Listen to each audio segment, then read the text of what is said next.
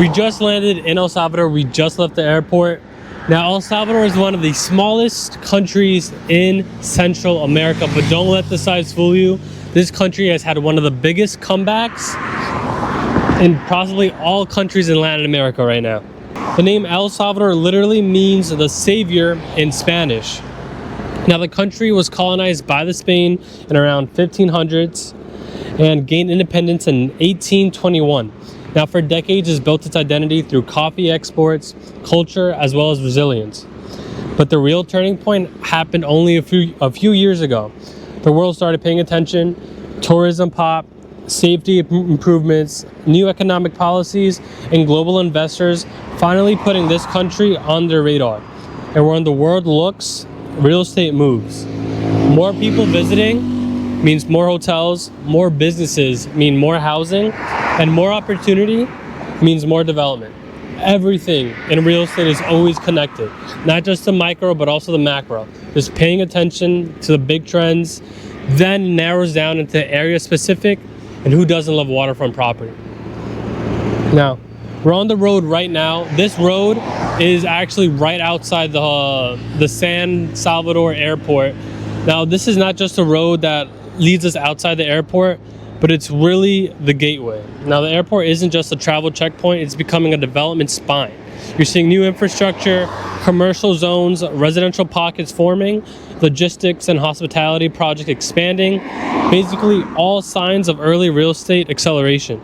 Now, this airport that we just left was in San Salvador, but we're gonna be talking about a new development that's going on 4 miles south of here, which is gonna be another airport that they're developing. Millions and millions going into this development and the infrastructure in this area. And as you see, they're not starting like how they're starting from scratch when they used to in 1821. They're starting in 2025 with just infrastructure that you can only imagine happening in countries like Singapore and these first world countries that are already developed and have billions of dollars in their GDP. So now this is just the very tip of the iceberg. We just left the airport. We're just starting to get out this big, I guess, entrance and entry zone into the San Salvador airport.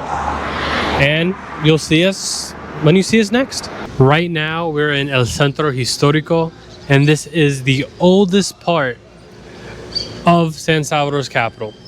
Now, not only are we seeing this beautiful, beautiful designs right here, especially for this Christmas and holiday season, but if we look around and we even take a further walk down the block, we see the most updated and beautiful library. Right now, the Centro Histórico is undergoing a really, really big renovations, grand provisions, and it isn't just because that the government has money and they're investing into it because of their loans and things of that, but it's because of their real investment. It isn't the land, it isn't the real estate, it's the people.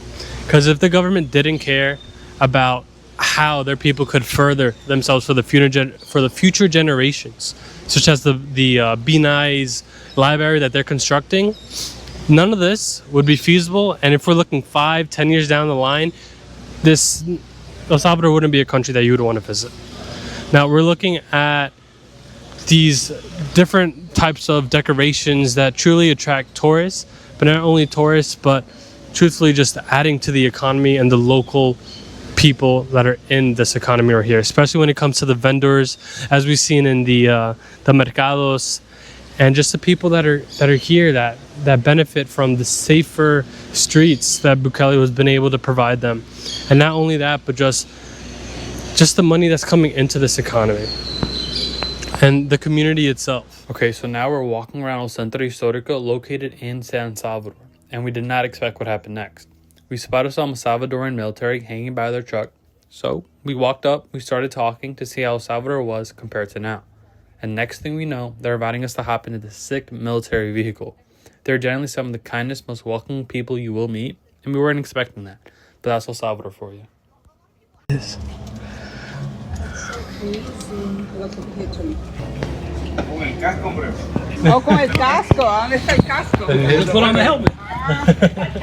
That's good.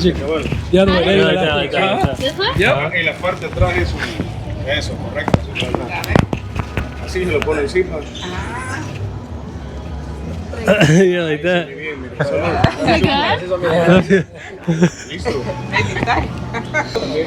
El otro está allá atrás.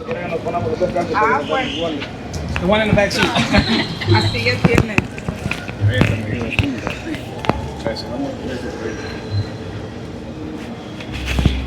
La foto del año. Yeah. Con los deseos, ajá. Hasta el nivel. No, despacio, despacio. Oh, sí. Gracias. Sí, pero vamos a ir despacio aquí. Yo le iba a acomodar así, pero... Muchísimas gracias. Feliz año nuevo. Gracias. Muchas gracias. Que le vaya bien. What do you think of that? That was awesome. Look at this. Wait, where's that guy who does those tours? You know what I'm talking about? Yeah, I know. You saw that on YouTube?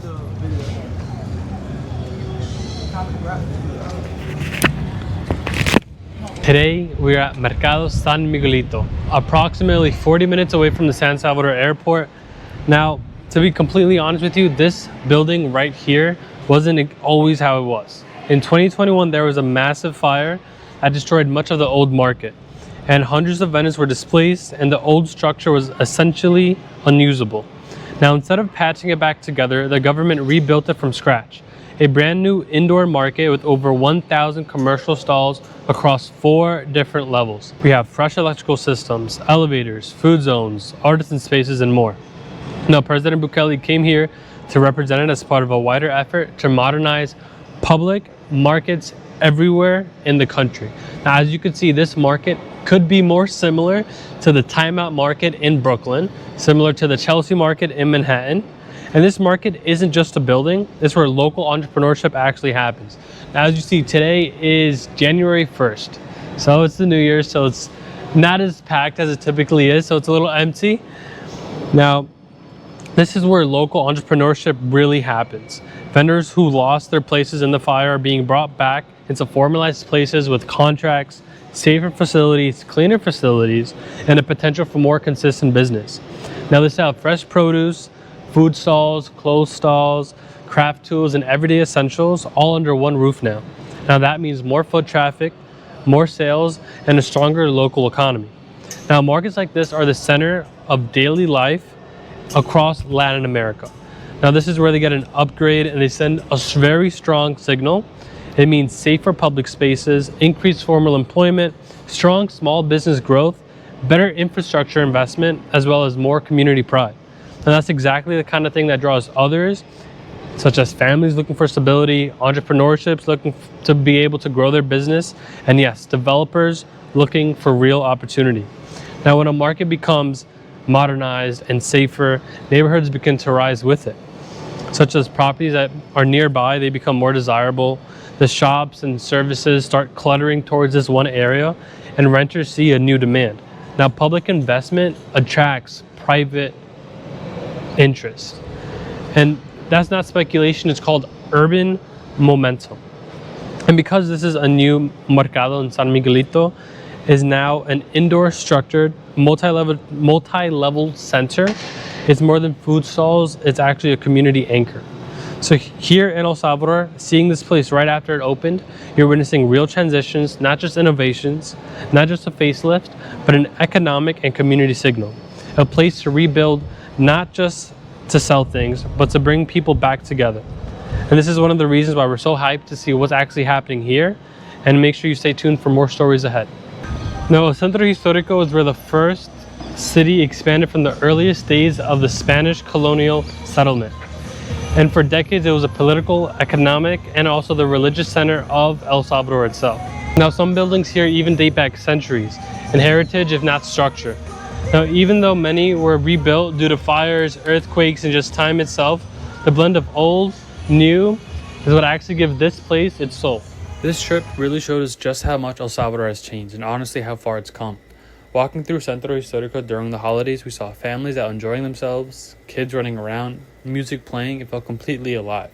Then at Mercado San Miguelito, although it was empty due to the new year, we spoke to some of the vendors there, setting up their stuff for the following day, and we noticed how at peace they felt. They explained to us that it was not something they felt a few years back. A lot of that comes down to the changes President Bukele has made. Locals are finally getting to enjoy their own country again. Travelers like us are getting to experience it too. And there's so much more from this trip, so make sure you stay tuned. And look up the Charlemagne Benjamin Realty team if you have any questions surrounding real estate investment, local or international.